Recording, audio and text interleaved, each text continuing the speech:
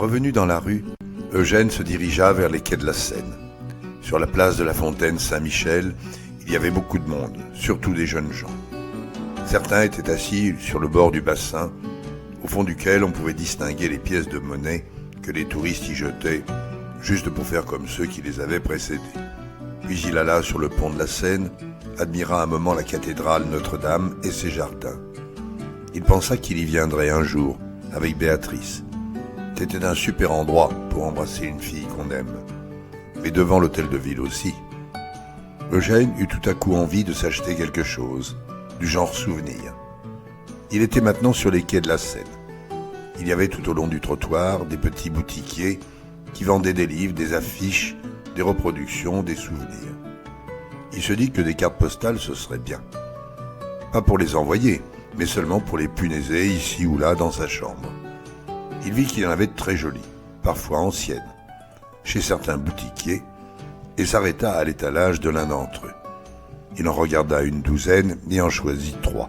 « Combien coûte celle-là » demanda-t-il à la femme qui tenait le stand, en lui entendant une qui représentait Notre-Dame. « 1 euro, lui répondit-elle. « Et si je prends celle-là en plus, ça me fera combien » demanda-t-il en lui montrant une carte postale de la Tour Eiffel. « Ça fera 1,80 €. »« Alors je vous prends seulement la seconde, dit-il, en lui tendant 80 centimes. « Non, non, elle vaut 1 euro. Il faudrait savoir, il y a un instant, c'était la première qui était à 1 euro. Mais, monsieur, toutes les cartes postales sont au même prix, et je vous fais une remise pour 2. C'est pas très logique. Vous devriez vendre plus cher celles qui sont rares, et moins cher celles qui sont très communes. Une carte de la Tour Eiffel devrait valoir beaucoup moins cher que, par exemple, celle-ci, qui représente une sculpture d'un petit amour faisant pipi dans le jardin du Luxembourg, dit-il en lui montrant sa 3e carte postale. Je ne sais pas où vous allez chercher des idées pareilles. En tout cas, celle-là vaut aussi 1 euro et personne ne me l'achète. Si personne ne l'achète, ni chez vous, ni chez les autres boutiquiers, vous allez tous la retirer de votre présentoir dans quelque temps. Et comme peu de personnes l'auront achetée, elle vaudra très cher. J'ai parfaitement compris votre théorie. Personne ne l'achète, donc il faut la vendre plus cher que les autres. C'est bien cela ? Parfaitement. Bon, alors c'est une carte postale qui va avoir une plus grande valeur, mais je vous la fais pour 2 euros seulement, dit la dame, qui avait parfaitement assimilé le système de son client.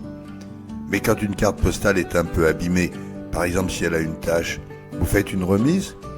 Oui, bien sûr. Combien elle vaudrait celle-là avec une tache dessus ? Disons 1 euro, comme une carte postale courante. Bon, je vous la prends pour 1 euro et je vous promets que je lui ferai une tache chez moi, d'accord ? Vous avez une logique un peu spéciale. C'est marrant, vous êtes la 3e personne à me le dire aujourd'hui et la première était déjà une femme. En tout cas, il n'y a pas de doute, vous valez cher. Je suis flatté, mais pourquoi ? Parce que des mecs comme vous, c'est de plus en plus rare. Finalement, Eugène repartit avec les 3 cartes postales pour 2,80 €. Il était content, surtout pour celle du petit amour, et il n'avait nullement l'intention de faire une tache dessus. Il avait encore du temps devant lui avant d'aller reprendre son train et marchait sans se presser quand il entendit un bruit dans le ciel. C'était un bruit de moteur, mais lointain, plutôt un bourdonnement. Il leva les yeux, mais ne vit rien. Peu à peu, le bruit devenait plus fort. C'était sans aucun doute un engin à moteur.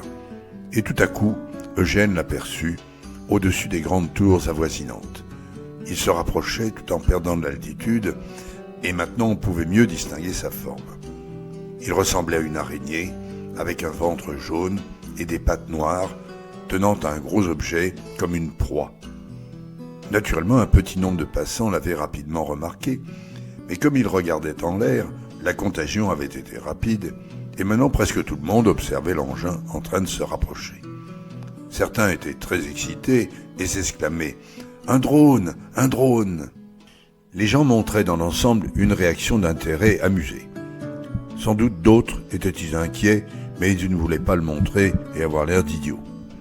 L'approche de ce drone mettait une belle pagaille, car les automobilistes, voyant les piétons regarder tous en l'air, s'arrêtaient pour en faire de même. Au début, ils se garaient plus ou moins sur le côté de l'avenue, ce qui ralentissait quand même beaucoup le trafic. Mais rapidement, ils s'arrêtèrent en plein milieu. Tout était bloqué, il y avait un concert de klaxons de plus en plus assourdissant. Bien sûr, tous les chauffeurs des voitures arrêtés finissaient par descendre de leur voiture pour mieux voir, en sorte que le concert se calma peu à peu. On aurait dit une scène de cinéma, comme dans les films d'Antonioni, avec tous ces gens, automobilistes ou piétons, regardant en l'air, au milieu des voitures arrêtées ou sur les trottoirs, et d'autres aux fenêtres des immeubles. L'effet auditif était incroyable, car on n'entendait plus que la sourde rumeur de la foule commentant la situation, et s'en détachant, le bruit du drone se rapprochant de plus en plus. Maintenant qu'on pouvait mieux le voir, il était plutôt inquiétant, évoquant bien une araignée menaçante fondant sur sa cible. Sous son ventre jaune, on voyait bien désormais qu'il y avait une sorte de coffre cubique noir, de la même couleur que ses pattes, dont les extrémités étaient crochues.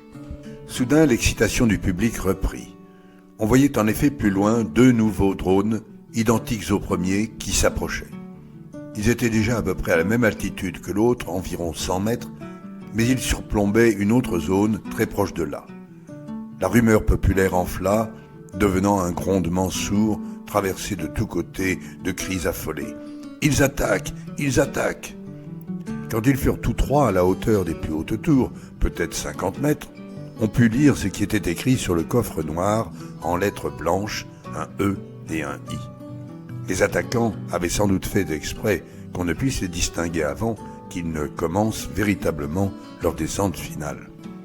Mais maintenant, on entendait de véritables hurlements de certains spectateurs. « C'est l'État islamique! C'est l'État islamique !» Certains ajoutaient « Ils vont lâcher leurs bombes !» Il y eut un début de panique. Mais quelques secondes plus tard survint le final, inattendu et impressionnant. Le fond des caisses noires s'ouvrit et une quantité incroyable de morceaux de papier colorés en tombèrent vers le sol. Il y en avait des verts, des rouges, des bleus. De loin, on aurait dit des confettis. Ils tombaient lentement parce que l'air les portait. Maintenant, la foule applaudissait, sans doute rassurée, voulant probablement exprimer sa reconnaissance à l'État islamique de lui offrir ce beau spectacle au-dessus de la plus belle ville du monde, Paris. On était vraiment injuste avec ces gens-là, à toujours croire qu'ils avaient de mauvaises intentions. Maintenant, les feuilles de papier tombaient sur les têtes des spectateurs et les gens sautaient en l'air pour les attraper avant leurs voisins. En réalité, c'étaient des prospectus, dont les titres étaient très évocateurs. Pour les rouges, c'était « On va vous décapiter tous ». Pour les verts, « On va violer vos hommes et vos femmes ». Pour les jeunes, « On va embrocher vos enfants ». C'était quand même des prospectus très pédagogiques, car ils expliquaient pourquoi ils allaient faire tout ça. En plus, il y avait un coupon détachable pour être servi en priorité. Lorsque les drones s'éloignèrent, puis disparurent, la féerie islamiste s'arrêta. Les voitures se remirent en route, les passants pressèrent le pas pour rattraper le temps perdu, les prospectus, intacts, déchirés ou chiffonnés, jonchaient le sol comme les feuilles décapitées à l'automne.